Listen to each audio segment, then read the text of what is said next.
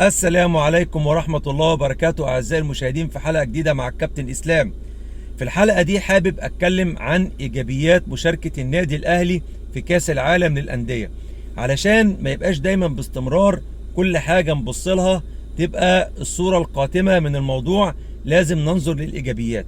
مبدئيا أول حاجة إن النادي الأهلي بعيدا عن نتيجة ريال مدريد 4-1 أو فلامينجو 4-2، الأهلي على أرض الملعب كان بيأدي بشكل جيد جدا، كان بيأدي بندية قوية جدا سواء أمام الريال أو أمام فلامينجو. ونسيبنا من الناس الفشلة اللي هي عشان هي فاشلة وعلشان هي مش مستحيل تقدر تحقق اللي النادي الأهلي بيحققه، فهو أقصى نجاح بتقدر تعمله إن هم يقللوا من انتصارات النادي الأهلي أو يشوهوا إنجازاته، إن يقول لك ما عملش حاجة.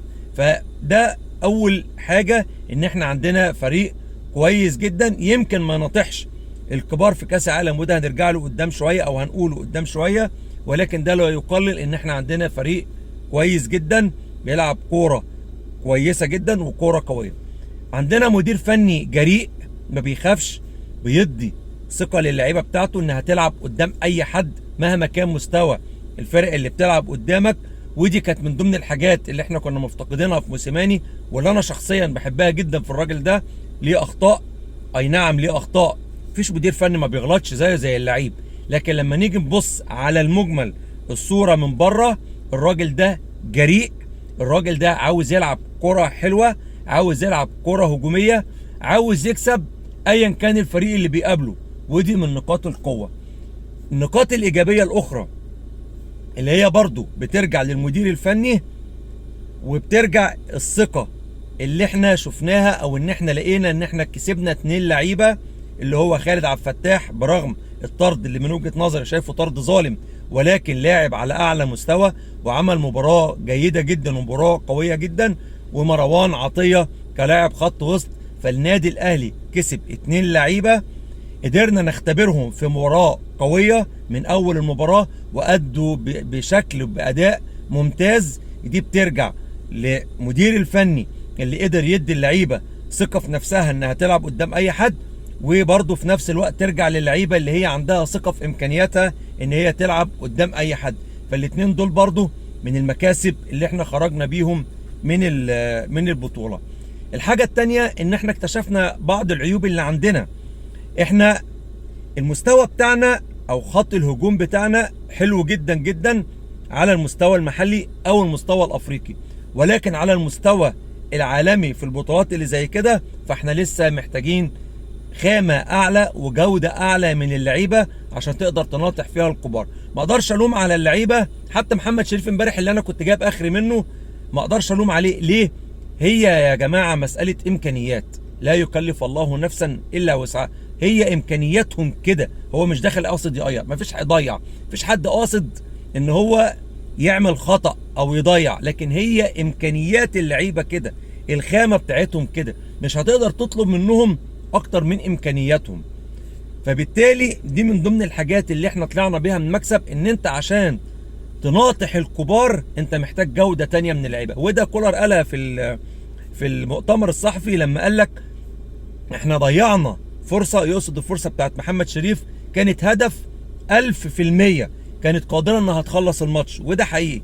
ولكن لما نوصل ان احنا نضيع فرص محققة واهداف بالشكل ده، يبقى احنا لسه ما وصلناش ان احنا للمستوى اللي يخلينا نقدر نوصل للمستوى ده.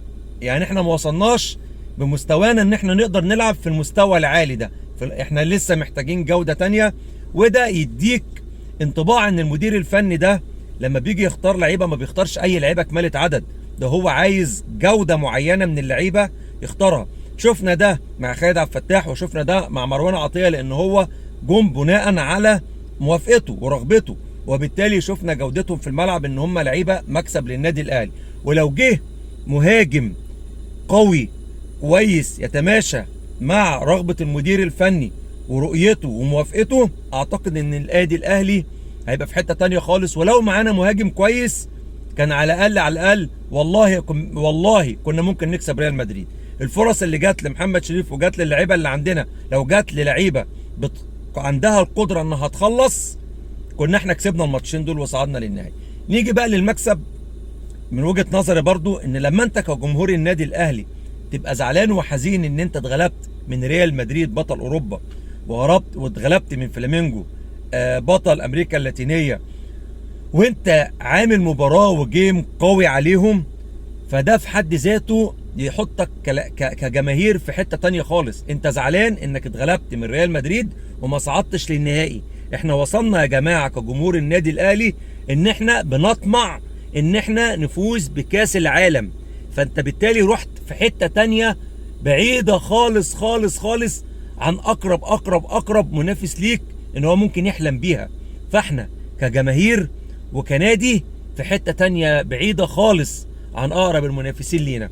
عايز اقول ان احنا اللي احنا عملناه ده دي بدايه. انا متفائل خير بالراجل ده، متفائل خير ان هو ان شاء الله باذن الله باستمراره مع توفير الجوده من اللعيبه اللي هو عاوزها، اعتقد ان احنا ربنا يكرمنا ان شاء الله هنصعد كاس عالم السنه اللي جايه، وباذنك يا رب باذنك يا رب مش هيكون اقل من ان احنا نكون موجودين في المباراه النهائيه.